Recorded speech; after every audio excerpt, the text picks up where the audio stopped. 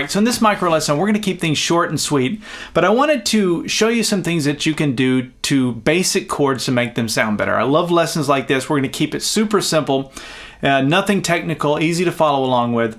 We're going to take a basic chord arrangement that has chords, you've heard this chord arrangement in lots of songs. I'm talking about a D, A, B minor, where does it go next? G, right? You've heard that in a lot of songs, that kind of thing. Now, if you saw that on a chord chart, what would you do to make that sound a little better or embellish? Now, obviously, it depends on the context. Is it fast? Is it slow? But let's say it was a slow tempo kind of thing. What can you do with those chords? There's a lot of things you can do, obviously, but let me give you one idea, and we're going to kind of talk through that as we go into this, but this is what I'm talking about.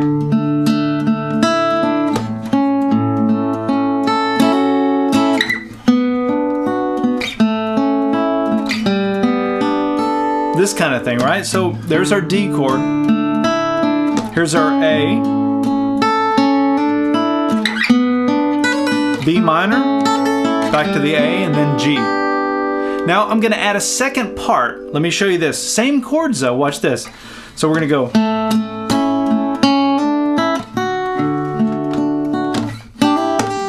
There's our G, back to the D,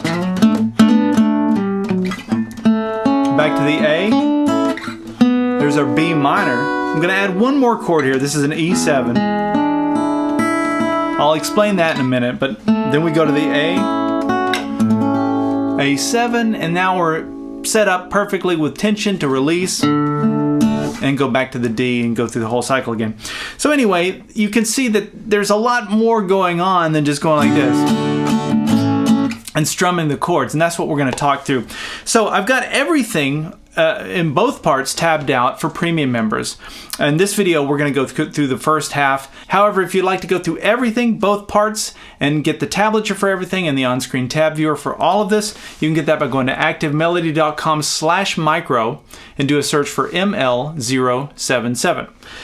Okay, so let's take a look at that first D chord. So the first thing that I played goes like this. Right?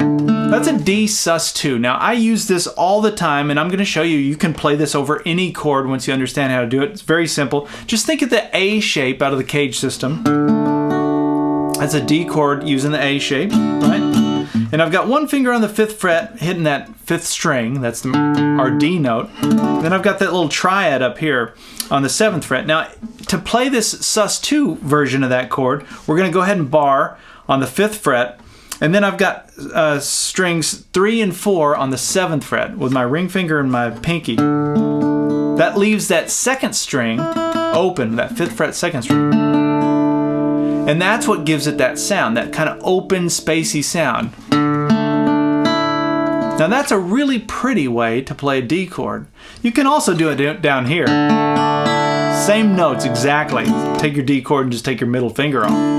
It's another way to do it, and you've probably done that experimenting. But what I like about this is that I can do it over any chord. I can do it over a C. I can do it over an A. Right? Now, once you understand what's going on, I can do it. I just think about my C shape there, knowing that that's the C note on the 5th string, and thus there's the chord. So anyway, that's the first one that we played over the D. The D sus2, and then we go to the A. Now what I played there was the A chord using the E shape out of caged, but instead of me barring all 6 strings and playing all 6 strings, I'm just playing really the top 4 out of that bar chord. Bar the first 2 strings on the 5th fret, 6th fret 3rd string, 7th fret 4th string. Now since it's an A chord, might as well take advantage of that open 5th string. So I hit that as well. But what I like about this, and the reason I don't like playing the full bar, is I've got my pinky free to do little embellishments off of that chord. And that's what I did. I went, right? Did a little hammer on there to the 7th fret 2nd string. And that turns that into an A6 chord. But it's a real pretty little embellishment that you can work in lots of different ways. So that's our second idea. Now the next chord is a B minor. And what I did for that was I came up here. We're just staying in the same neighborhood, right? So I just slid everything up and barred the first 3 strings on the 7th fret. and then put my ring finger on the 9th fret 4th string, and that's a B minor chord, right? Think about your your E minor shape rather, first position, right? You got the 2 fingers there on the 2nd fret, strings 5 and 4. If I were to slide that up here and then bar where the nut was, that's that same E minor shape. But if we play it up here, we're playing a B minor. So I'm just playing this the top 4 strings out of that. And here's how I did it. So we're going to go from that B minor to the G, but we might as well hit the A on the way, like this. So that's what I'm doing. I'm going strings 4, 3, 2, and then go down to the A, 4, 3, 2. That's that same A shape we just talked about. You take that shape down and slide it down 2 frets, and you're playing a G now. 4, 3, 2. And actually I went like this. Added my pinky to the 5th fret 1st string. That creates an add 9 chord, which is a real pretty way to play that G chord. I learned that chord from Emerson, Lake and Palmer from the song From the Beginning. I think that's where I learned it anyway. I associate that chord with that. But anyway, I love that walk down.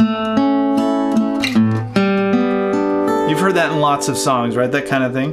And then the song just repeats. We go back to that D sus2. Go back to the A, but watch this. Another embellishment off the A, right? There's just our A chord straight, plain straight, 5, 4, 3, 2. But then I take my pinky and do a hammer on this time to the 3rd string on the 7th fret. And that creates an A sus4. The sus chords are huge. You have the sus2 and the sus4. So when we're playing off the E shape, we can use our pinky there to get the sus4. So then I went back up to the B minor here, but watch this. Little embellishment off of using my pinky. So I'm going to play I'm going to play 4, 3. Those are the string numbers. And then we come up to the 1st string and go. So it's a hammer-on pull-off with my pinky. So I keep the bar there on the 7th fret. We go up to the 9th fret 1st string. And then I pick the 2nd string. It's actually pretty easy. It's a lot easier than it sounds. And then we do the same thing for the A. And then I just went down to the G. Now I could have went and played it like that, I guess. But I just went like this. I thought it was maybe too obnoxious to do too many of those. But I wanted to give you that little idea as a thing you can do off you know, basic chord shapes. It's kind of Hendrixy a little bit maybe. And then down to the G. And actually I'm going to kind of end this part 1 video right there. Remember, as a premium member, we'll go through the 2nd half in the next video. But I just wanted to kind of throw this video out there to give you some ideas for some things you can do to those basic chords and make them sound a little more interesting. You don't want to get stuck just strumming chords like this. All right, remember, if you want access to the part 2 video and also to download the tab PDF file and access the on-screen tab viewer, you can get those things by going to activemelody.com/micro and do a search for ML077. All right, we'll see you in the next video.